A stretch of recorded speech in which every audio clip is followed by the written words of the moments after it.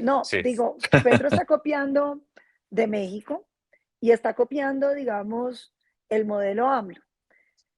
Y yo creo que lo primero que uno tiene que preguntarse es qué tal salió lo de México. La verdad, los expertos mexicanos dicen que efectivamente hubo una retribución mejor a los trabajadores, que en parte lentificó el crecimiento económico y que ha tenido posiblemente una afectación sobre todo en la generación de trabajo para los jóvenes, porque lo que terminó pasando fue que como se lentifica el crecimiento económico, pues la creación de trabajo se ha lentificado y hoy estamos viendo, digamos, un problema en términos del trabajo de los más jóvenes. ¿Puede Colombia pensar que eso mismo va a pasar aquí como pasó en México? Y la respuesta es no. Primero, hay que decir que México tenía unos salarios reales muy por encima del salario mínimo. Es decir, cuando se decretó ese aumento de salario, la gente no tuvo que subírselo porque ya las empresas estaban pagando muy por encima de lo que tenía el salario mínimo, que estaba especialmente bajo. Entonces, yo creo que lo primero que hay que recordar es que México tenía uno de los salarios mínimos más bajos de todos los países de la OCDE. Colombia, por el contrario, tenía un salario medio que no era fácilmente, digamos, escalable. Otro tema que también creo que diferencia mucho el tema de México y el tema de Colombia, y es que en México el crecimiento económico venía amarrado mucho del nearshoring, es decir, empresas gringas que llegaban a México y tenían unas capacidades de pago muy distintas.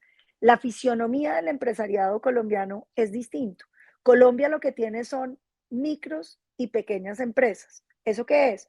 Una señora que tiene una peluquería, una señora que tiene una tienda de barrio, un señor que tiene un taller de mecánica.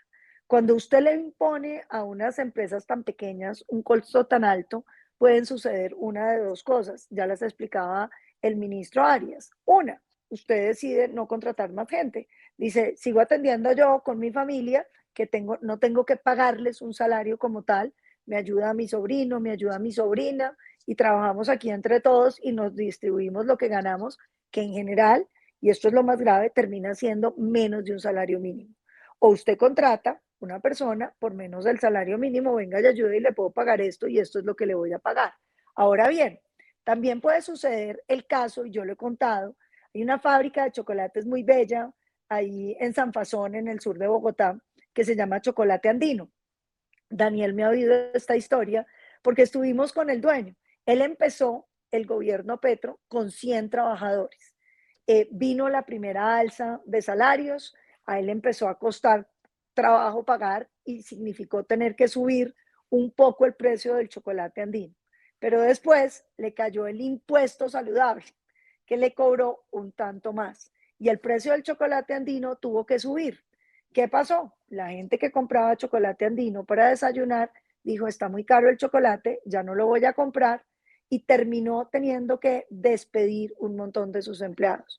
Hoy tiene 40 empleados. Es decir, ¿qué pasó con los 60 a los que les prometieron que les iban a subir el salario? Pues que perdieron su trabajo.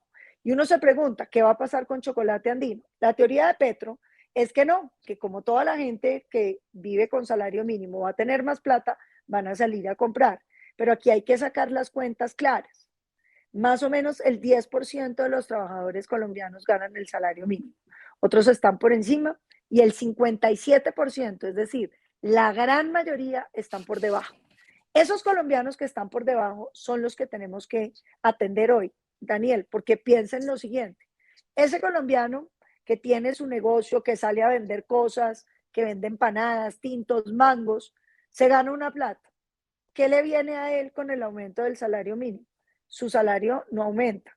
Lo que gana por los mangos o por los tintos que vende no aumenta. Él lo que va a ver es que todo se empieza a encarecer, porque el chocolate andino con el que él desayunaba, que tiene que pagar el salario mínimo formal, tiene que subir el precio y lo va a subir también la gaseosa y lo va a subir también el señor de la panadería y también el señor que le corta el pelo. Y entonces él va a ver que con sus mismos ingresos ya no le alcanza para lo mismo. Ese es el fenómeno de la inflación. Cuando los precios a usted le empiezan a crecer y usted lo que ve es que los precios suben, pero sus ingresos no cambian. Ese es el caso del 57% de los colombianos que están en la informalidad. Para ellos, ¿qué va a haber? Nada.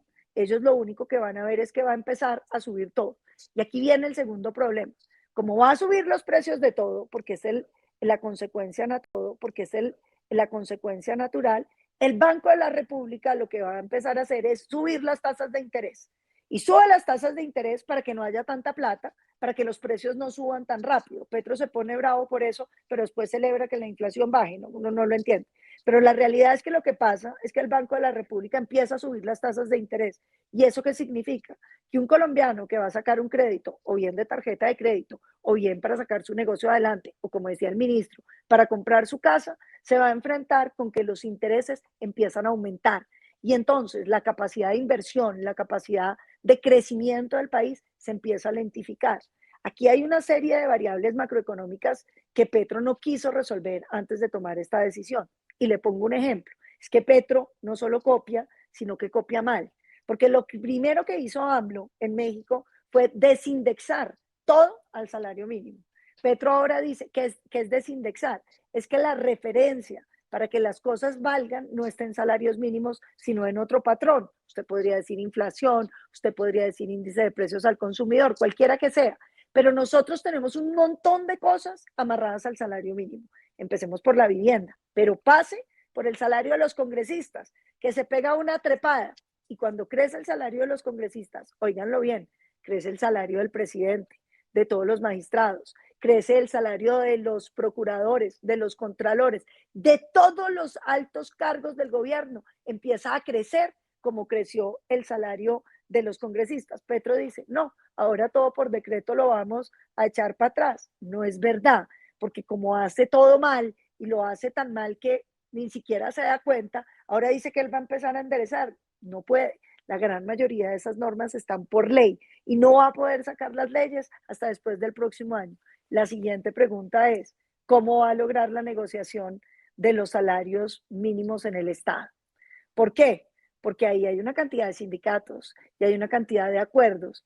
Y acuérdese que conocimos hace 3 días que no le habían pagado a los 4.000 funcionarios de la Defensoría del Pueblo porque Petro dice que no tiene plata.